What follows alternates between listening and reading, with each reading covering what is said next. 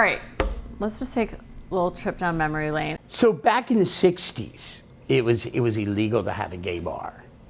But the mafia went around and would create gay bars. Gay bars were like a safe space back then.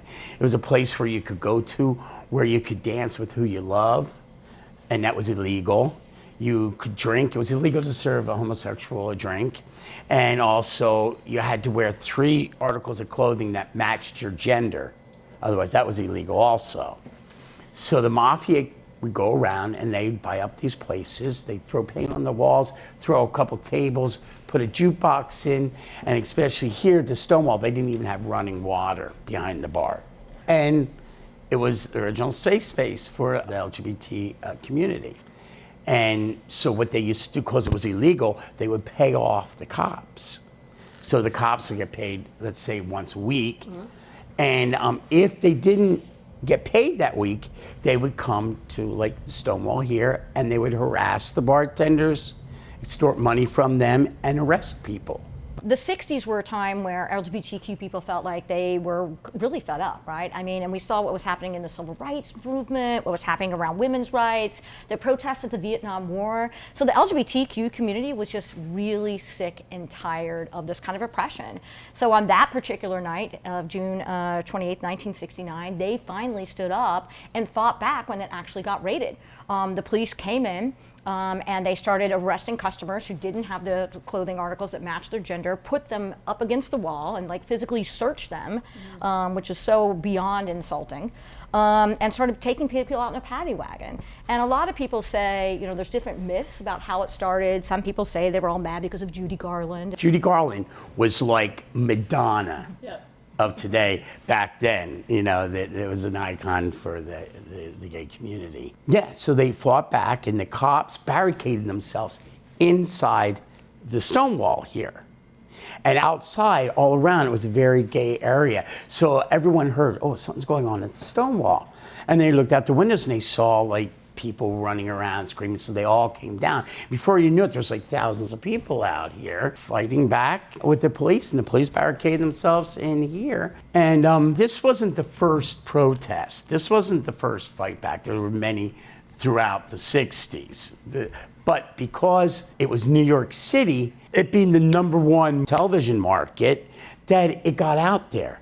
It got out that, you know, the gays are fighting back. And so people like in Nebraska saw this on TV and they go, I'm not alone. I'm not alone. And I think this is what helped the Stonewall riots to become so famous, is because of that. And also straight people were coming by and protesting for the gays. And it was the first time that you saw straight people sticking up for gay people. It really sparked the revolution. To Kurt's point, there were prior protests, but that moment sparked the revolution. And that was really the first time that everyone, a collective, you know, there's different rumors about who started it, but the reality is it was a collective. It was black lesbians, it was trans women of color, it was white gay men, it was homeless youth, it was straight allies. It literally was everybody under the sun that came together for the first time to fight back and say we've had enough. We're probably not going to know, because back then, people were afraid to be outed. Mm-hmm. They feared losing their family. They feared losing their job. They even feared losing their life. So that's why we don't really know exactly what happened, except from hearsay. And I think the other thing, though, you really can say officially, it may not have been the first one, but it is officially where Pride began, certainly, because after the riots happened and occurred, you know, a group got together, right, called the Gay Liberation Front, and they really set up and they met in Craig Waldwell's apartment, and they all got together to come up with the first ever, what is now known Pride March, a year later to mark the riots. So that was literally, it's called the Christopher Street Liberation Day March. So that literally was the first ever Pride March. So that's why prides all over the world are always celebrated in June. So this protest really got collective energy across the country of activists and organizations to come together and to fight back for the first time. So that's why it's critical, and normally said that it is the, you know, Stonewall sparked the revolution. What was so important to you about taking over the Stonewall or buying the Stonewall, or like, why was that something that you said, we can't let this bar go on? For me personally, it was to use it as a platform to make change, right? So when Kurt asked me, and we were friends, and so he asked me to come in and invest in this, absolutely, because I knew that it could be used as a vehicle to fight for global equality. And that was really critical from my standpoint. I know nothing about how to run a bar, still don't. So I stay out of that area. I don't even know how to pour a drink. So for me, it was really Not a drink. for sure. So for me, it was definitely more of the activist side and what it represented to the community. Stonewall to me means strength in numbers. Every time we put a rock on that wall, we become stronger and stronger. So the community becomes stronger as we all join together and build that wall.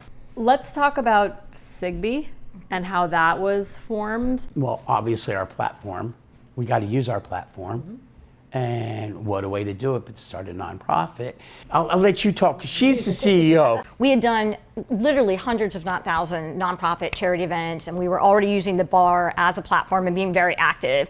We started even in 2007. I remember I said, let's start doing a Stonewall Gives Back once every Tuesday. And then also knowing that Stonewall 50 was fast approaching, yeah, let's start our own. There's going to be ways that brands want to partner with us, and there's ways that we can partner with them, take that money and really give it back to grassroots organizations. What does it mean to you to be a grassroots organization, and how do you kind of determine who and what becomes a recipient of a Stonewall grant? So we're looking at small nonprofits that are doing incredible work that you've probably never heard of, and then we can bring awareness to them. In addition to, we started to do our own programming through safe spaces.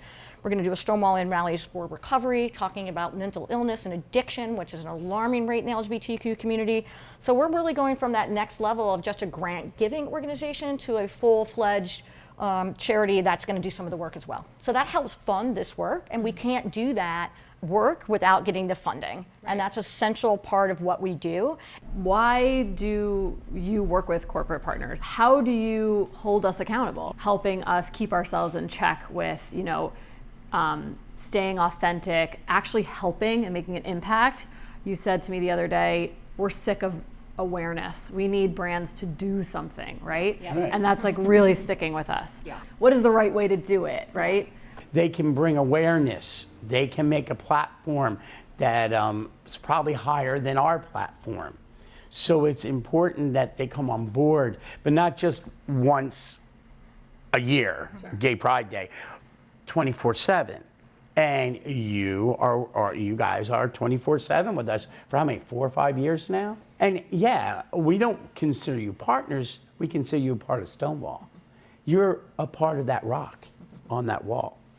What we've seen a lot recently, and I think our community really is tired of, is rainbow capitalism, rainbow washing, where during Pride, everybody is waving rainbow flags because, again, we have such a large GDP spending power as an LGBTQ community that a lot of marketing dollars get thrown our way. Right. So if you're going to market to our community and you want to help us, we're going to hold you accountable. And I think how you do that is, it's not even, writing a check is great, so it's not just about writing checks though anymore, you've got to go further, right? So what are you doing internally with your policies and procedures to really not just bring awareness, but what are you doing to really fight for equality with us? We don't need allies anymore, we need co-conspirators. Yeah, this alone is more than just giving you your dollar. No, this is spreading the word through beer drinking. I mean, seriously, this is what she's talking about. Not just here's a check, but here, let's make a beer for you guys. Let's spread the word. Should we crack them open? Sure. Crack them open. Cheers. Cheers. Cheers, everyone.